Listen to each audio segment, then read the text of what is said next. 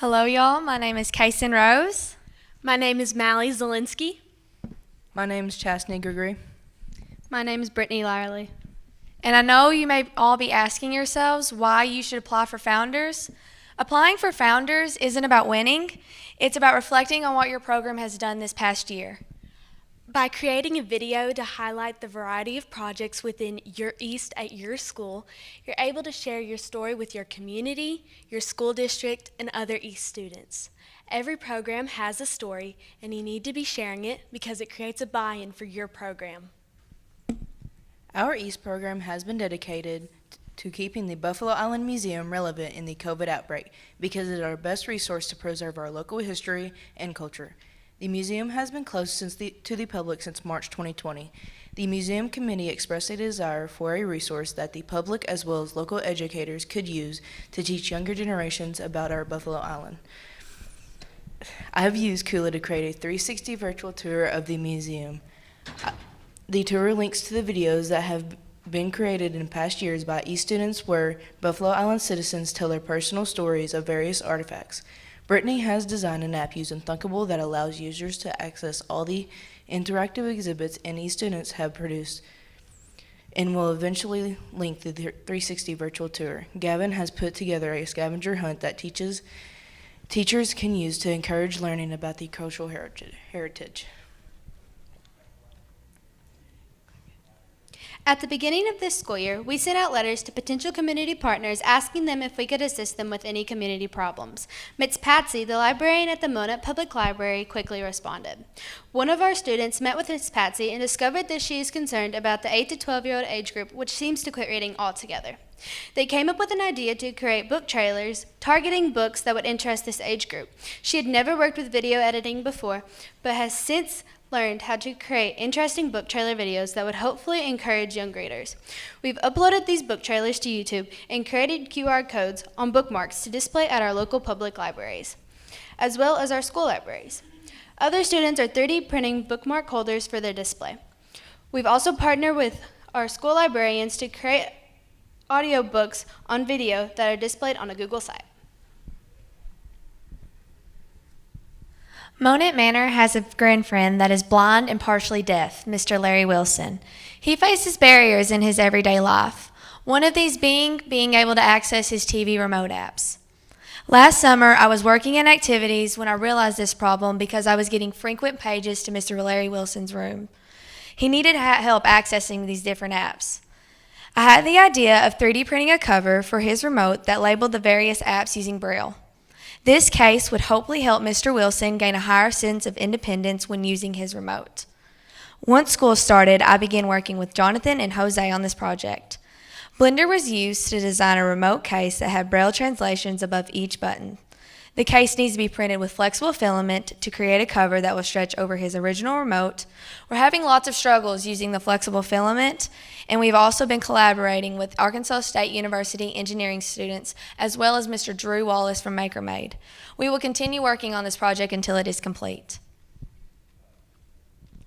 Our grandfriends have become an integral part of our EAST program over the years. With the emergence of COVID, our visits to Monett Manor have stopped completely. Limited visiting opened up this year, but strict protocols were still in place. Staying in touch with others has been proven to help prevent depression.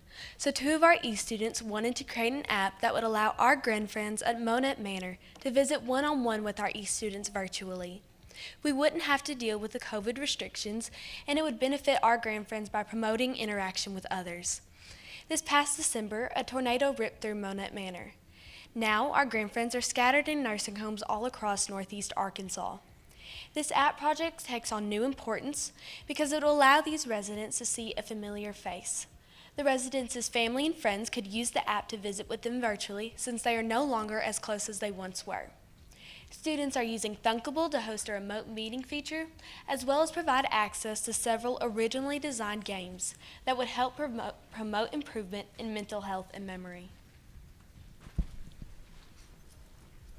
Our drone group has faced one challenge after another with the field mapping project. They struggled initially getting the AgroCam to work on our drone. Then they had to learn how to use the AgroCam software. This past fall, we were finally able to successfully take pictures and create an VI map of the field.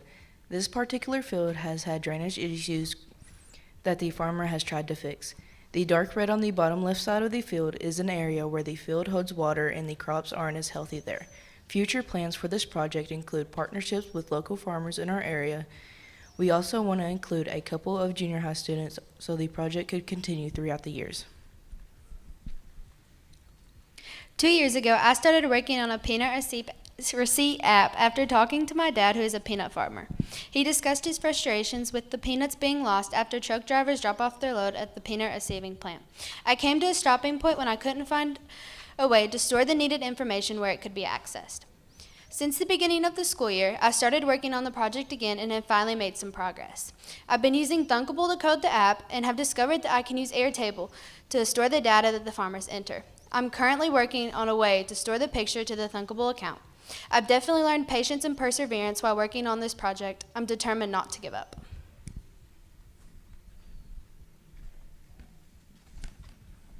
We have battled with finishing our ESL project in recent years. Amber has dedicated herself to completing the welcome packet for students who enroll in our district who speak very little to no English.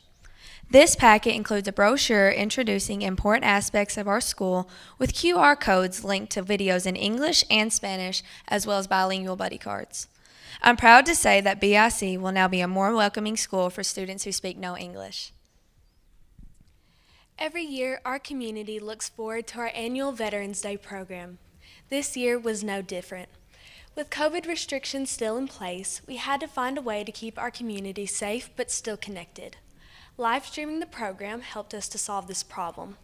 Chasney jumped on the opportunity to challenge herself to learn a new skill set of live streaming using our new ATEM Mini Live Switcher. The video would transition between a speaker and a presentation, as well as cueing to videos that were created by students. She had no prior experience with this type of equipment. Now we have a way for our community to stay safe but still connected. With honoring our hometown heroes. We continued our tradition of inducting local veterans into our Buffalo Island Veterans Hall of Fame. This year, we inducted Major General Thomas J. Kennett and Sergeant E5 Dick Pace. The Veterans Day program has allowed students to learn and understand the importance of serving your country and made students aware of different paths after graduation. Final Cut Pro was utilized this year to expand our technical skills in video production. Our partnership with the American Legion Post 136 has grown stronger over the years, and they continue to play a vital role in planning and carrying out this program. Ms. Audrey Williams, Ms. Arkansas Wheelchair, came to our East classroom and spoke to us about the awareness of environmental and attitudinal barriers to individuals with disabilities. She expressed the need for a resource to determine how accessible a place is before actually going there. One group decided to create a survey using GIS Survey 123 that we've been publicizing. We hope to gather as much information as possible about the ADA accessibility of places not only in Buffalo Island but across Arkansas. Ms. Williams is speaking at a disability conference in April at Arkansas State University and plans to share the survey there as well. We are currently collaborating to determine the best method of sharing these results so as many people can benefit from them as possible.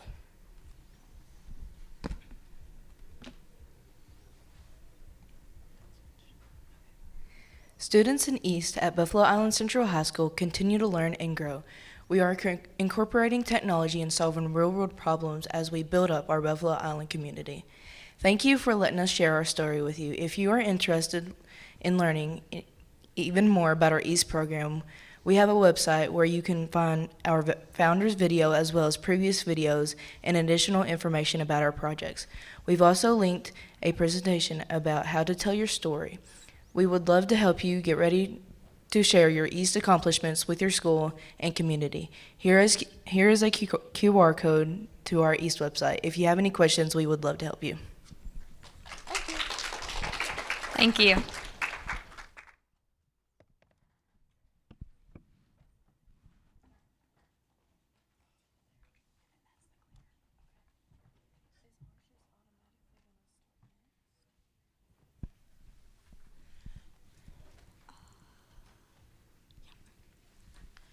I'm Macy McCommon.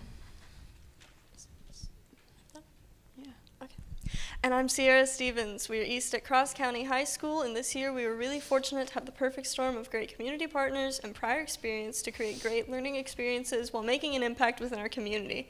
But you've probably already heard that, so let's get into the presentation.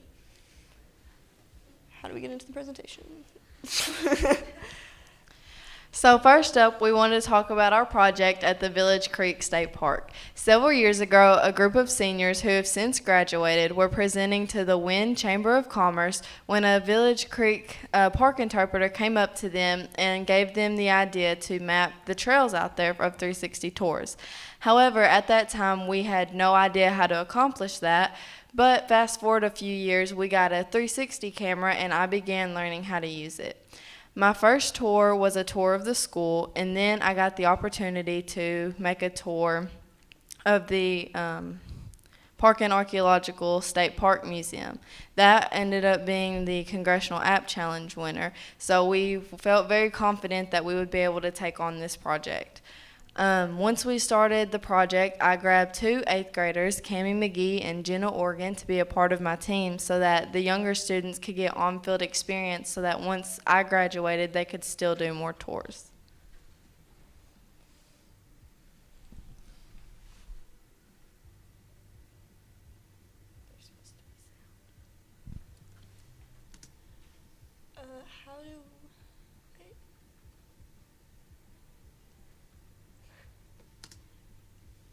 How do we get the sound to play for the video?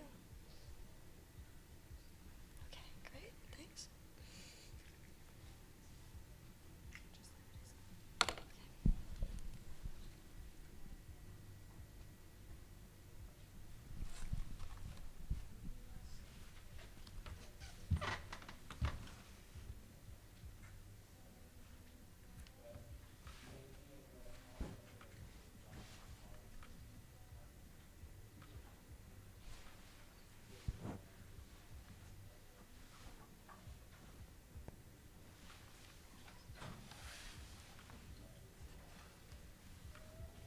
Students Macy McCommon and Cammie McGee worked to create 360 tours of the trails of Village Creek. Macy taught Cammie, a younger student, how to use the 360 camera. Cammie then found a new software.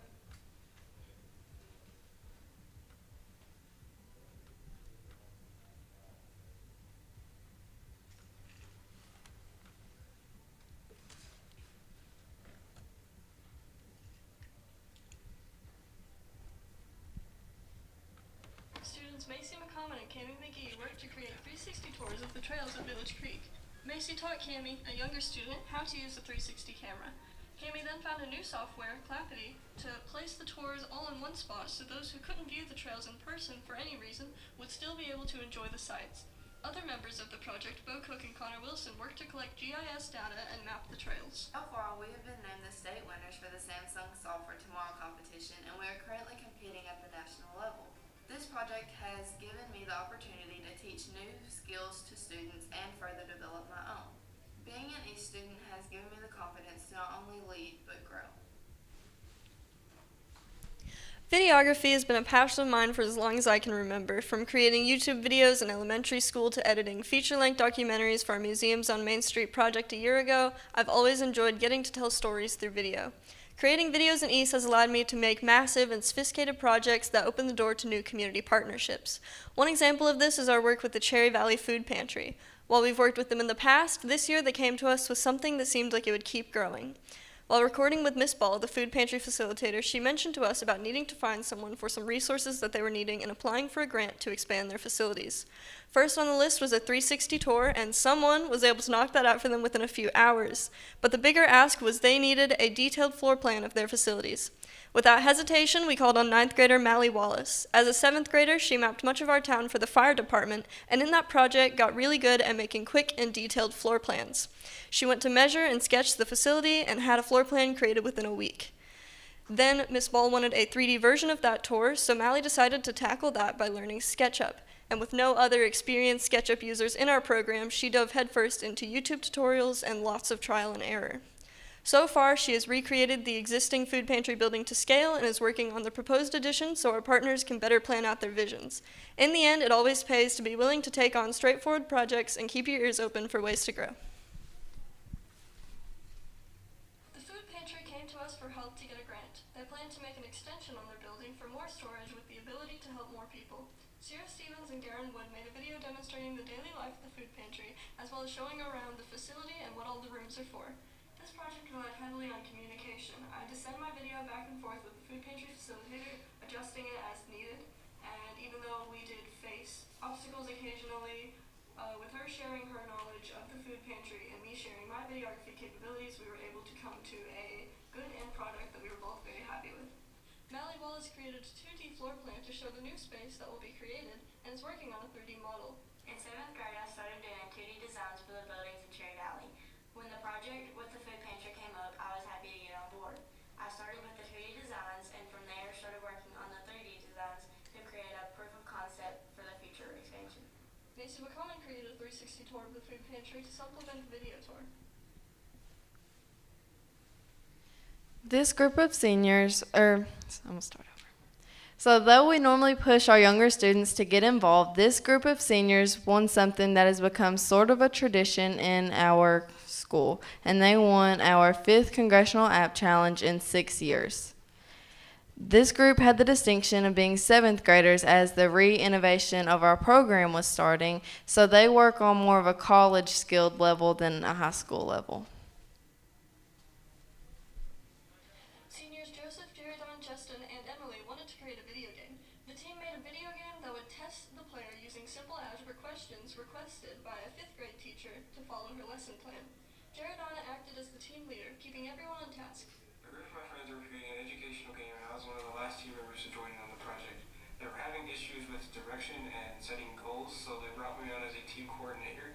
I used the software Basecamp to set deadlines and to-dos so that they would know exactly what they needed to do and when it was due. When there was issues with deadlines, or perhaps maybe they didn't know exactly what they needed to do, we would all sit down and I would discuss how we could better get things accomplished in the group. The artwork for the game was created by Justin and Emily, working hard to perfect every visual aspect of the game in a cute pixelated style. As the lead programmer on this project, we were working in Unity, so I had to learn C#. I had worked with other programming languages before, but this was new to me, so I had to use online guides to learn how to solve some problems over the course of this project. One of my biggest struggles with this project was trying to keep my focus. Our team coordinator, Jerry, helped me keep my focus through constant support and detailed plans that he created throughout the project. Every year I sponsor the Congressional App Challenge for students in the 1st Congressional District. 5 of the last 6 years, the Congressional App Challenge has been won by the Cross County East students, and they just do a fantastic job. And the students there really have a grasp on the various types of coding, but not only that, I think they really understand how to work as a team. Our live stream program started as a way to bring our school sporting events to anyone with an active internet connection, but as we gained experience, more opportunities presented themselves. One example of this is live streaming the Phenomenal Women's Luncheon hosted by Real Images, a nonprofit organization in Little Rock. We had to plan to stream the luncheon without having ever visited the venue prior to the day of filming. Lexi Jarrett created all of the graphics in advance of the event and had several meetings with Miss Barnes to plan. On the day of, we put together a multi-camera setup and broadcast it using a special link that could only be accessed by virtual ticket holders. Cross County East started CCHS Live as a way to broadcast football games both at home and away. The spokesperson for CCHS Live, Lexi Jarrett, was offered special on PBS after another student sent an email telling her story for CCHS Live as well as all of her many other accomplishments. After the long-term camera holder for CCHS Live graduated, 7th graders Karis and Abigail took their place on the sidelines, manning the camera and even doing sideline reports. It's definitely something that I love to do, especially on Friday nights, because used to I would just be bored sitting at home being on my phone or whatever. But now I'm actually out doing something, and it's not just something, it's something really fun and I really enjoy. Before I didn't really know what I wanted to do. I've had the question asked to me a lot recently for some reason, that asked me what I wanted to do when I graduate high school, and I didn't really know, but I've thought a lot about it, and I really want to do stuff like this as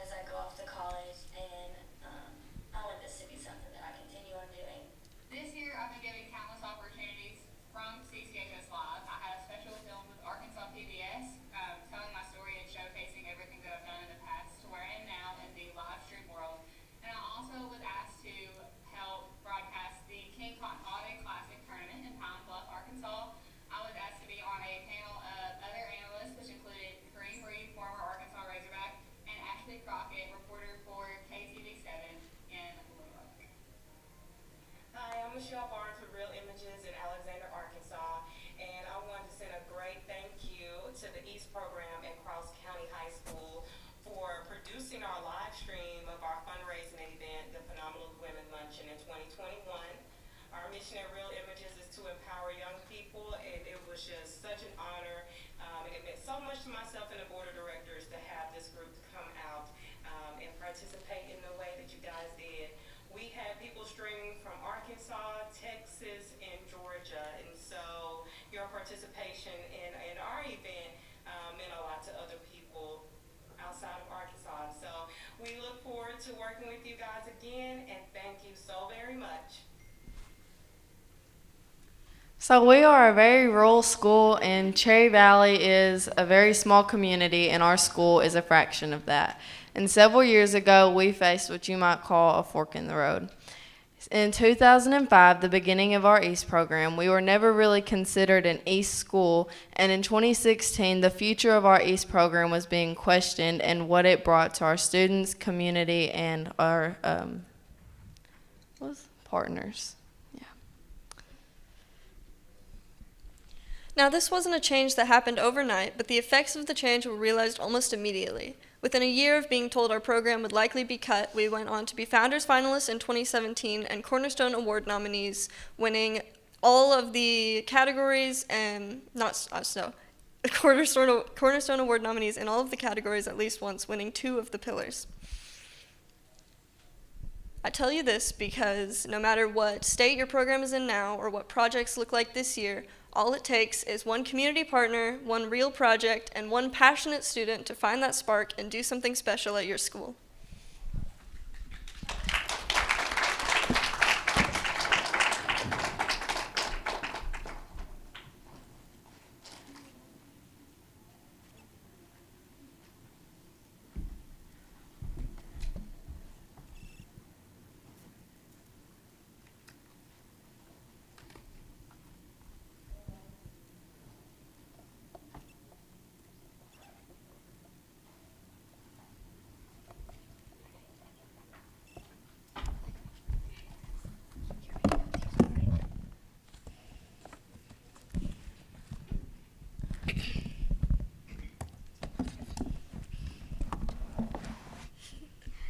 Hello, my name is Abigail Moss. And I'm Nevaeh McKeeston. We're 5th graders at Nettleton STEAM. We've been chosen by our classmates to start a story with you today. We've been building up our EAST program brick by brick, and today we want to show you the projects that help us do so. One of the first projects we'd like to tell you about is our spaceworm pods. Our school was selected by EASTC to collect experimental data on waxworms. EASTC will then compare our data that they collect once worms are sent into space. They are studying whether waxworms will eat plastic in microgravity, so the results of the experiment are very important and can help future colonies in space to manage the waste. Where EAST came into the picture is that they needed a way to store the worms in the STEAM classrooms, but also have a way for the worms to be removed from the classrooms each day for data to be collected. So we developed a system of pods and trays to hold the worms. The design is fairly simple, but took a lot of tries just to get it right. We also had to print over 200 of the pods, so we were printing around the clock and troubleshooting along the way.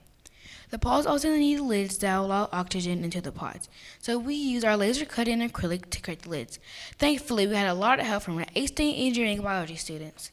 Let's hear about it from our classmate Liam and our EASTC engineering student Jacob Oster. Working with the engineering students at EASTC, we developed 3D printed cubic pods for the worms. There was a lot of design challenges because the waxworms were very sensitive. It took many prints to get the cubes just right size, and they had to be very specific in details. Also, if the pods were not clean, the waxworms would die. Well, it's good to see that the kids are actually trying to solve problems themselves instead of straight up just asking. Whenever I first came in here, I saw some issues with how they were designing the trays, and I wasn't going to say anything because they were going to find out about it when they printed the first one. And I could tell that by the time we got back and that we were actually giving out all the ones that it had changed a little bit, and they had made something that was a lot better and a lot easier to use than what I saw at the model originally. At the beginning of the year, we knew we wanted to use our drone for a project, so we first spent a lot of time learning how to use it. The goal of Alvin James' waterlogging analysis project was to map areas of water on Mr. Seth Watkins' farm to help him make decisions about the placement of ditches. We used local weather forecasts to plan our trip, and then used the app Drone Deploy to plan how many batteries and time we would need to map the area. We then used our DJI Spark to capture images of the farm. Now we're using the ArcGIS program Drone 2 Map to create a map in presentation for Mr. Watkins. Our work on this project will allow Mr. Watkins to place ditches in the appropriate places and eventually lead to increased sweeping production on his farm. This project is about highlighting the family-friendly areas in downtown Jonesboro. At first, this project was about taking photos and videos for Porch 30's business, but after meeting with Miss Katie Spencer, owner of Polish Marketing, she had a suggestion for a new project involving social media which caught our eye. We began to talk and meet with her about how to make this project even better. We began to take trips to downtown to capture photos and videos to make promotional videos of Huntington Square and family-friendly areas in downtown Jonesboro. We use CapCut, which is a video editing app, to edit our videos, and we use Instagram to share them publicly.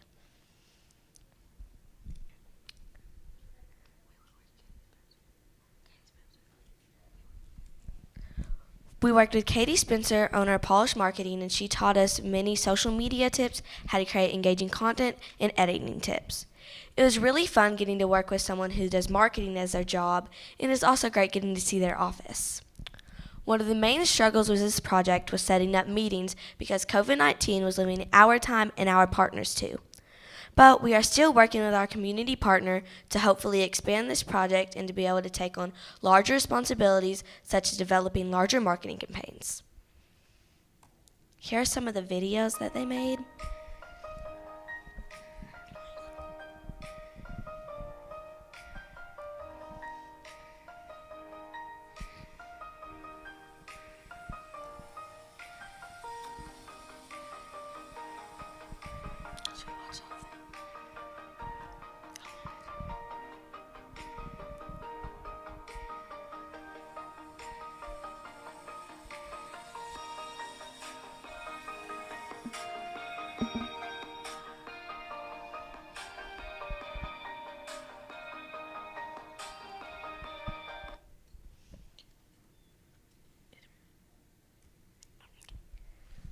Healthy Steamers is a project where we provide free hygiene supplies to students in our school.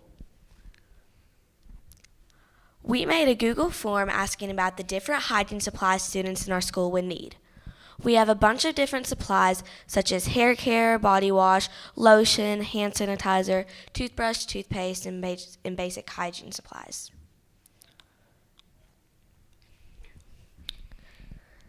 Once students would fill out their form, we would get their supplies and package them.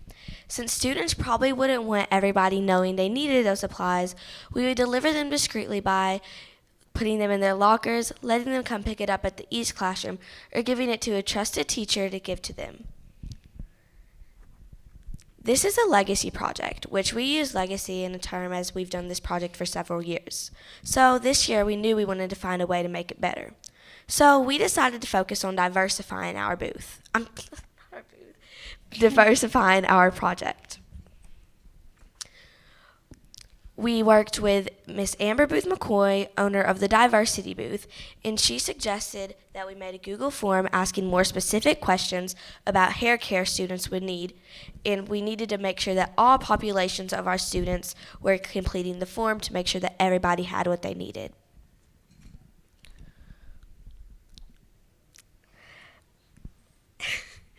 Make sure everybody had what they needed.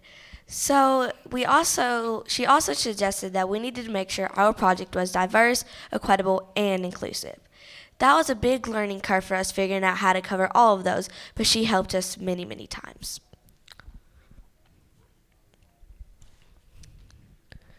So this year, once we focused on diversifying, it really made our project better, and we are still working on that, and we are still working on ways to find out how to get more supplies. And how we get our supplies is we have like our community donate it some of our East students' parents. They also donate supplies, and we're also working with Higginbotham, and they donate a bunch of supplies to us too. We also do monthly East Amazon orders to get those supplies as well. Makers Making Change is a Canadian organization where makers can 3D print assistive devices for people who need them. Students have used the resources from Makers Making Change to make different assistive devices for students in our school, such as number liners and pencil grips. We also made a one-handed fingernail clipper for someone in Seattle, Washington. We also realized how well this organization was connecting makers with people who need devices. So we are now working with them to create our own chapter here in Northeast Arkansas. Recently, we joined with Miss Suzanne Winterflood from Alberta, Canada. She works for Makers Making Change and will be helping us set up our chapter. The next steps of this project include figuring out ways to connect local makers with organizations who represent people who could use our help. We've even considered reaching out to other EAST programs as possible partners. Thank you for listening to our story and some of our projects this year. We hope you enjoyed. Thank you.